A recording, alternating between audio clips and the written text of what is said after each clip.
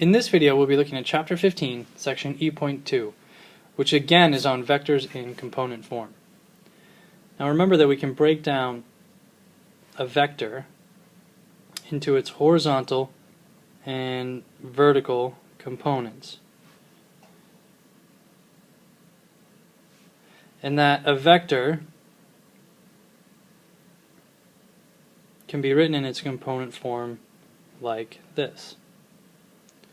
Now working in component form is often a lot easier than what we have been doing. For example, adding two vectors together becomes much simpler. So if I have vector A here and vector B here, I could go through the hassle of drawing these to scale with a ruler and a protractor, and I could get vector A plus vector B. But that's a lot of work, especially if I know or can easily find the components of these two vectors.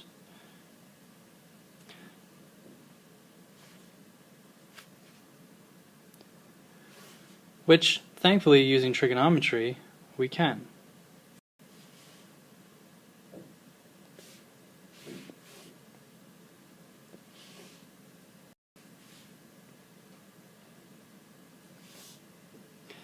So for these two vectors, notice that if I know both of their components, or if I can write them in both component form, the total distance going to the right is simply A1 plus B1, and the total distance going up is A2 plus B2. In other words, vector A plus vector B is simply A1 plus B1 over A2 plus B2. And so I literally just have to add the horizontal components together and the vertical components together, and I have my new vector, or my resultant vector, written in component form. I can also use components to quickly find the negative of a vector. For example, if I know that vector A written in component form is 5 over 2, well, the negative of vector A is simply negative 5 over negative 2. What we're doing is multiplying both of the components by a negative 1.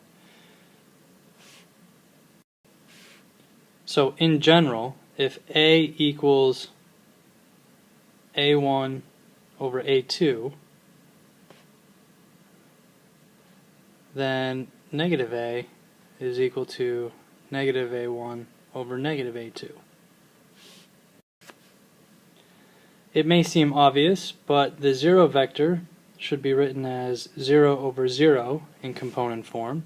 And again, this allows us to define the expressions that vector A plus the 0 vector is just vector A, and vector A plus its negative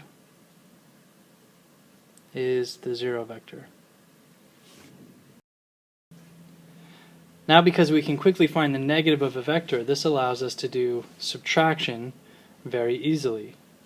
Remember that vector A minus vector B is simply vector A plus the negative of vector B. So really, if vector A in component form is A1 over B1, and vector B is B1 over B2, then vector A minus vector B is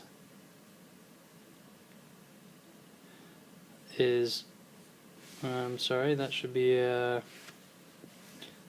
A2 right there. Vector A minus vector B is this component minus this component, which we can simplify to A1 minus B1 over A2 minus B2. And so that's how we can quickly subtract two vectors in component form. Let's take a look at one more concept before we see some example problems, and that is finding the length of a vector, or the magnitude of the vector.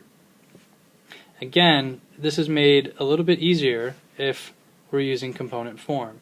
Let's define vector A as having these two components, and if we sketch this out so that we have a right triangle with A1 here, A2 here, and we're trying to find the magnitude or the length of this arrow, this vector, the way to write that is using absolute value signs around the vector. So if I put absolute value signs around a vector, that means I'm looking for only the distance or only the length of that vector, not its direction. And we should all be very familiar with Pythagorean theorem.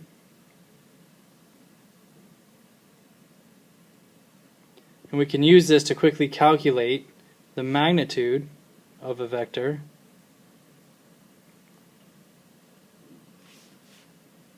if we know its components.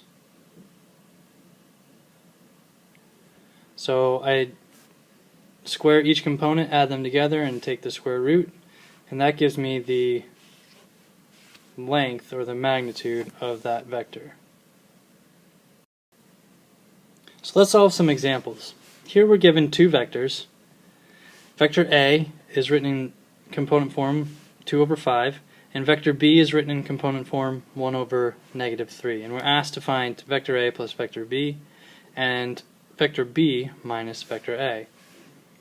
So the first problem, again, we're going to simply add the two x coordinates, or x components, sorry, together, and I'm going to add the two y components together